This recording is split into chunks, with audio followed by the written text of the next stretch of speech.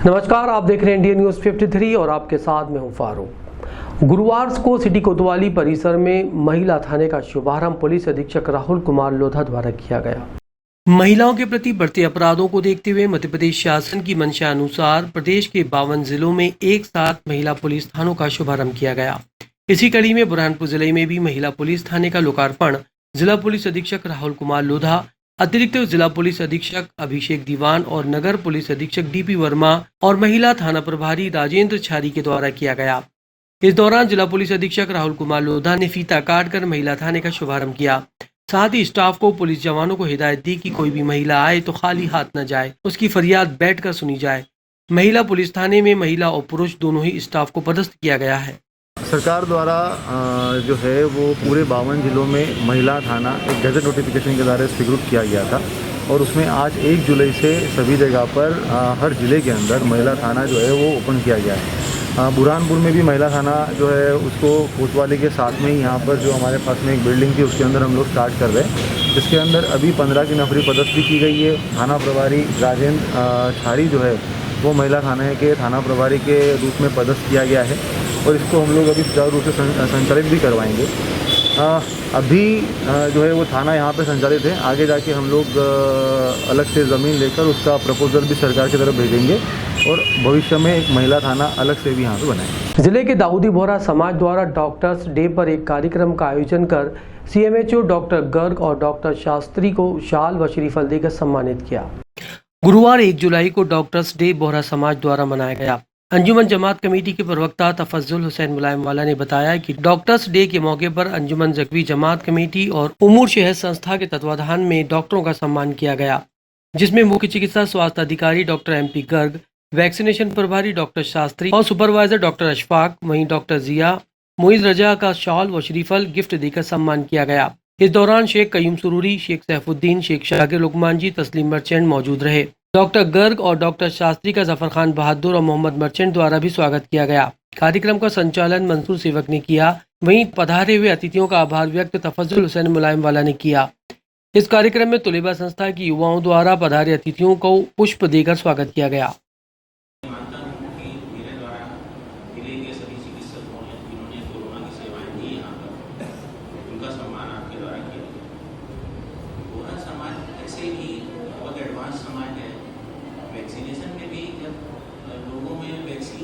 Main committee है, उसके ज़रिए ये प्रोग्राम किया जा रहा है। आज डॉक्टर्स डे है, सभी जानते हैं और मैं सभी डॉक्टर्स लोगों को बधाई देता हूँ यहाँ पर जो है, और ख़ास साथ ही मैं डॉक्टर साहब, गर्ग साहब और शास्त्री जी और सभी डॉक्टरों को सलाम करता हूँ, प्रणाम करता हूँ उनको कि उनकी मेहनत को वाकई में उन लोगों ने जो 2 साल से जो कंटिन्यू जो मेहनत की है, रात और दिन, रात हुआ हो या दिन हुआ हो, रात के 12 बजे हो, 2 बजे हो, डॉक्टर साहब ने, गर्ग साहब ने, शास्त्री जी ने, जब देखा, जब हमेशा घूमते रहे और हमेशा मेहनत करते रहे। मैं इसको गर्व महसूस करता हूँ और मैं गर्ग साहब का आभार व्यक्त करता हूँ कि पूरे ऑल ओवर इंडिया में बुरहानपुर नंबर 1 पे रहा। सबसे पहले 6 तारीख को बुरहानपुर में कोविड का वैक्सीनेशन कैंप लगा भौरी कम्युनिटी में।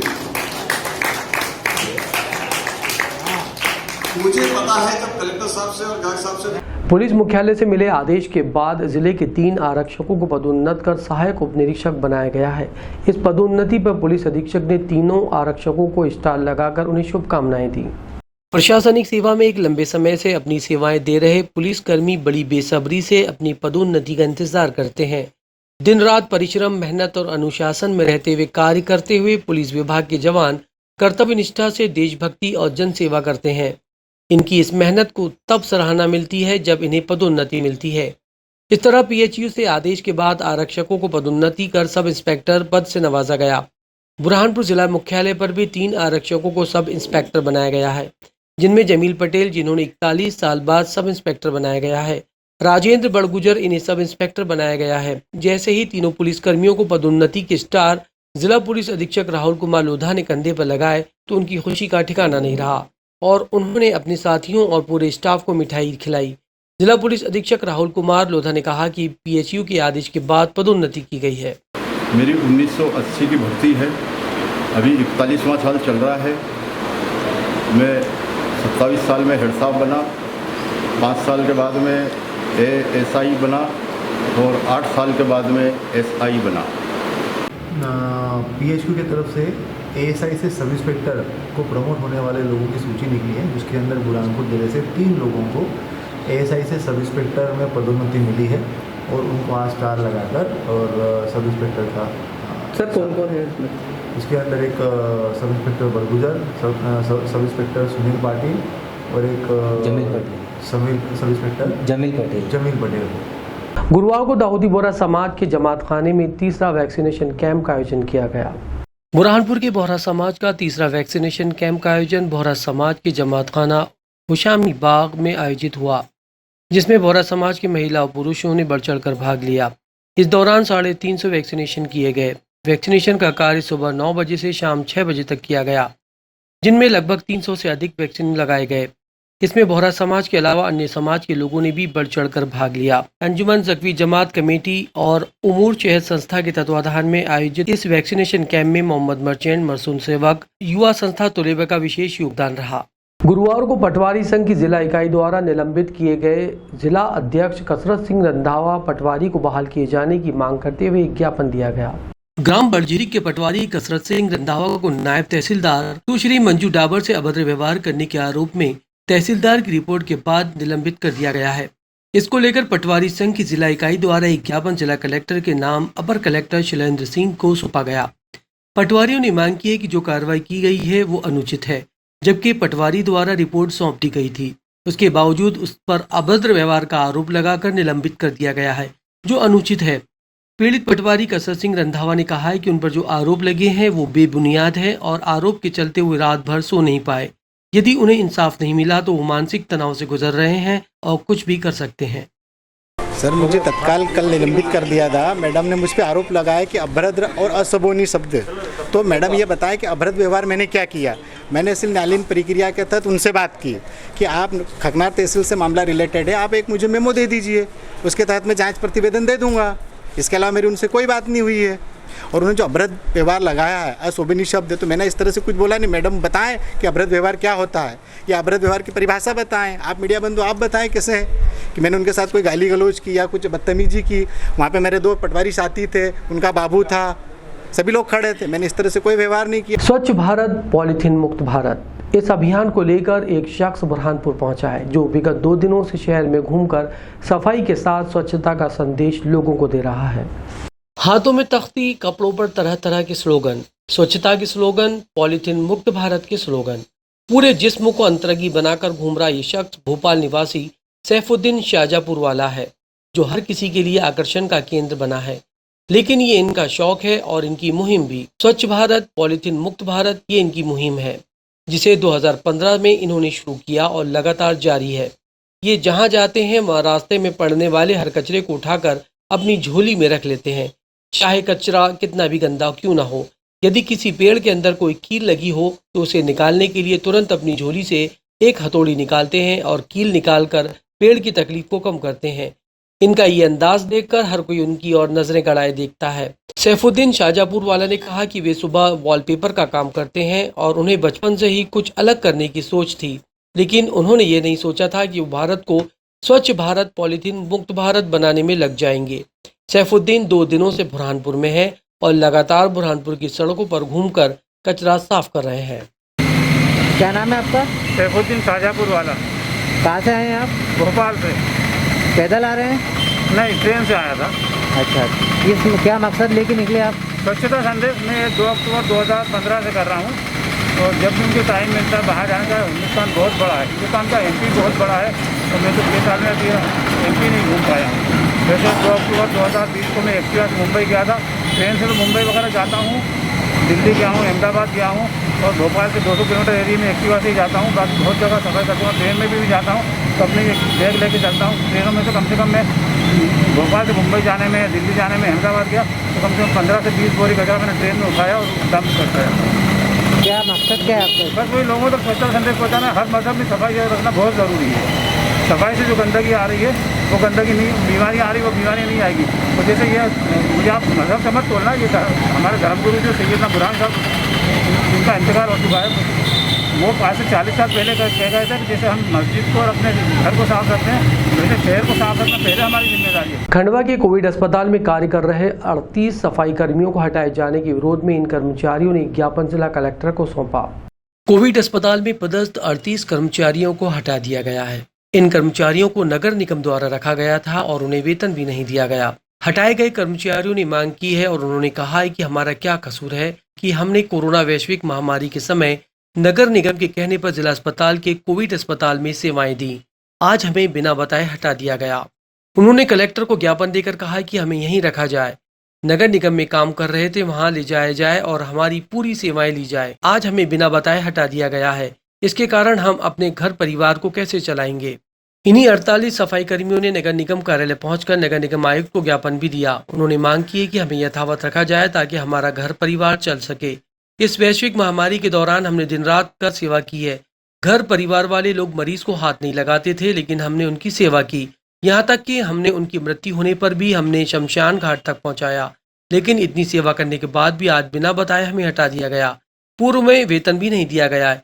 उन्होंने मांग की है कि हमें हटाया नहीं जाए। यदि हमारी मांग पूरी नहीं होती है तो ये सभी लोग आंदोलन करेंगे। इंडिया न्यूज़ 53 के लिए मनीष गुप्ता की रिपोर्ट। आना पड़ा। समस्या ये है सर कि हमारे 33-38 लड़के हमारे कोविड-19 के समय निगम से कलेक्टर साहब ने मांगे गए थे कि इनके पास व्यवस्था नहीं है हॉस्पिटल वालों के पास। तो मिश्रा जी को आदेश किया, दिनेश मिश्रा साहब को, कि आप इनको लड़कों की व्यवस्था करके दो। तो मिश्रा जी ने इनको लड़कों की व्यवस्था करके दी। लड़कों की व्यवस्था करके दी तो हमको आश्वासन दिया गया कि आप लोग यहीं पे निरंतर काम करते रहेंगे, आप लोगों के यहाँ से हटाया नहीं जाएगा। ऐसी महामारी के समय पे ये वाल्मीकि समाज के लोगों ने अपना योगदान दिया है। जबकि ऐसी स्थिति थी शहर में कि खुद की औलाद उनको हाथ लगाने से दूर भाग रही थी। उस समय हमारे बच्चों ने उनको लेटरिन भी कराई, बाथरूम भी कराई, उनको नहलाया धोलाया, यहाँ तक कि शमशान में अंतिम संस्कार भी हम लोगों ने किया। आज ये स्थिति हो गई सर कि हमको इनका जब काम हो गया तो इनको वहाँ से बंद कर दिया गया। जबकि हमको आश्वासन दिया गया था कि तुम्हारे 40 लड़के पूरे यहीं पर निरंतर काम करते रहेंगे, यहाँ पर ही नहीं तो निगम में। तो ना निगम में हमें रखा जा रहा है, ना वहाँ रखा जा रहा है हॉस्पिटल में। तो ऐसे समय में हमने साथ दिया, वाल्मीकि समाज ने आगे बढ़ के अपना योगदान दिया और ऐसे समय पे इन बच्चों को बंद कर दिया। ये जहाँ पर नौकरी करते थे दूसरी जगह, वहाँ पे भी अब इनको दूसरी बार रखा नहीं जा रहा क्योंकि ये कोविड में काम करते थे। उस समय बहुत लोग इनसे घृणा भी करते थे कि तुम हमसे दूर खड़े रह के बात करो, तुम कोविड में काम करते। तो इसी संबंध में हम कमिश्नर साहब से मिलने आए और उन्हें अपना ज्ञापन सौंपना है। क्या नाम है? मैं संजय झांझोट, अखिल भारतीय वाल्मीकि महापंचायत का जिला अध्यक्ष हूँ मैं। खंडवा के पुलिस कंट्रोल रूम में महिलाओं के लिए एक महिला थाने का शुभारंभ किया गया। महिलाओं को आगे बढ़ाने के लिए मध्य प्रदेश सरकार द्वारा हर संभव प्रयास किया जा रहा है। इसी के तहत पुलिस कंट्रोल रूम में महिला पुलिस थाने की शुरुआत की गई। कोतवाली थाना में महिला सेल का उद्घाटन करने के बाद वहां मौजूद लोगों को संबोधित करते हुए पुलिस अधीक्षक विवेक सिंह ने कहा कि किसी भी महिला को यदि कोई परेशानी या पुलिस सहायता की जरूरत हो तो तुरंत पुलिस सहायता उपलब्ध कराई जाएगी। महिलाओं को यहाँ पर उनके अधिकार और कानून के बारे में बताया जाएगा। महिला उत्पीड़न की बढ़ती घटनाओं और पीड़ित महिलाओं की बेहतर सुनवाई के लिए जिले में महिला डेस्क की शुरुआत हो चुकी है। महिलाओं से संबंधित अपराध की विवेचना से लेकर अन्य कार्रवाई महिला डेस्क से ही पूरी की जाएगी।